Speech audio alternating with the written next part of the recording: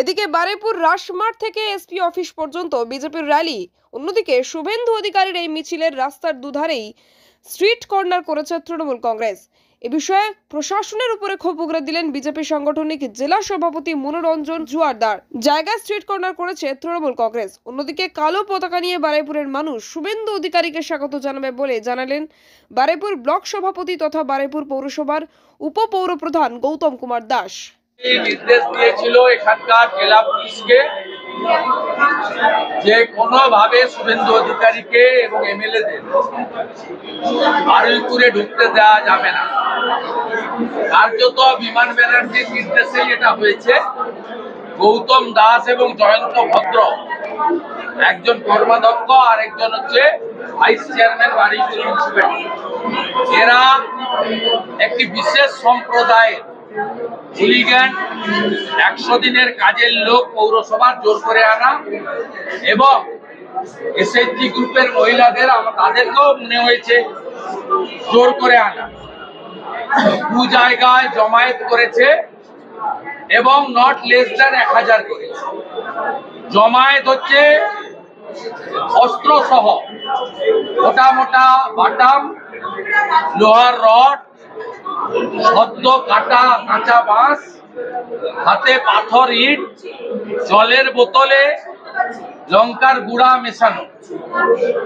এক অভিনব দৃশ্যের সাক্ষী পশ্চিমবঙ্গ বিধানসভা প্রায় 50 জন বিজেপি এমএলএ, বিরোধী দলনেতা, শতাধিক সাংবাদিক এবং কয়েকশত পুলিশ, ইনক্লুডিং আমাদের সেন্ট্রাল ফোর্স, যারা আমাদের পিএসও আছে, তারা তো ল অ্যান্ড অর্ডার মেনটেন করতে পারেন, তারা আমাদের বডিকে সেভ করেন।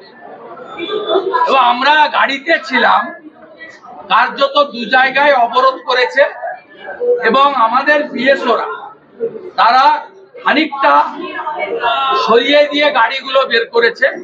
ওদের নির্দেশই ছিল যে বারুইপুর ঢোকার মুখে যে অবরোধটা ছিল ওইখানে আটকে দেওয়া। আমরা প্রাণ যায়, তবুও আমাদের যে 3000 কর্মী জমায়েত হয়েছিল বারুইপুর শহরের মধ্যস্থলে, আমরা সেখানে পৌঁছাবো। আমরা একবারে অঙ্গীকারবদ্ধ ছিলাম, ডু অর ডাই। দ্বিতীয় বাধাতেও ব্যাপকভাবে গাড়িতে লাঠি দেওয়া হয়েছে। আমার গাড়িটা এই কনভয়ের 4 নম্বরে ছিল। আমার গাড়িটা অ্যাডিশনাল এসপি বারুইপুর এই জেহাদি গুন্ডা এদেরকে চিহ্নিত করে দেন। আমি খুব স্লো ওদের মাঝখানে এসেছি। ওরা আমার বাবা তুলে মাইকে গালাগালি করেছে।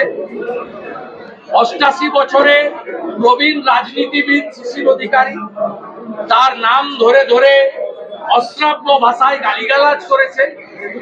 এই বাংলার কৃষ্টি সংস্কৃতি এবং যারা শিক্ষিত মানুষ, এই বিমান ব্যানার্জি আইনজীবী এবং স্পিকারের আড়ালে কতটা নিম্ন রুচির, নিম্ন সংস্কৃতির একটা শাহজাহানের মতো গুন্ডায় পরিণত হয়েছে, এটা বাংলার মানুষ আজকে চোখে দেখলেন, নিজের চোখে। এবং গাড়িতে, আমার গাড়িতে অ্যাডিশনাল এসপি চিহ্নিত করে দেওয়ার পরে 20-25 বার মোটা মোটা বাঁশ এবং বাটাম দিয়ে মারা হয়েছে। কাঁচটা ভাঙেনি, কিন্তু গাড়ির বহু জায়গায় ওই আঘাতের দাগ চিহ্ন দেখতে পাবে। মাথাটা অক্ষত আছে, গাড়ির কাঁচটা তোলা ছিল। এমএলএদেরকেও আটকে রাখা হয়েছিল, তাদের বাসে হামলা করা হয়েছে এবং আমরা পরিশেষে বারুইপুরে ঢুকতে পেরেছি। এবং আমাদের যে বড় একটা রুট ছিল, আমরা সেই রুটটাকে কাটেল করে 500 মিটার আমরা বারুইপুরের মধ্যস্থল থেকে রাসমেলার মাঠ হয়ে ভারতীয় জনতা পার্টির জেলা কার্যালয় পর্যন্ত মিছিল করেছি।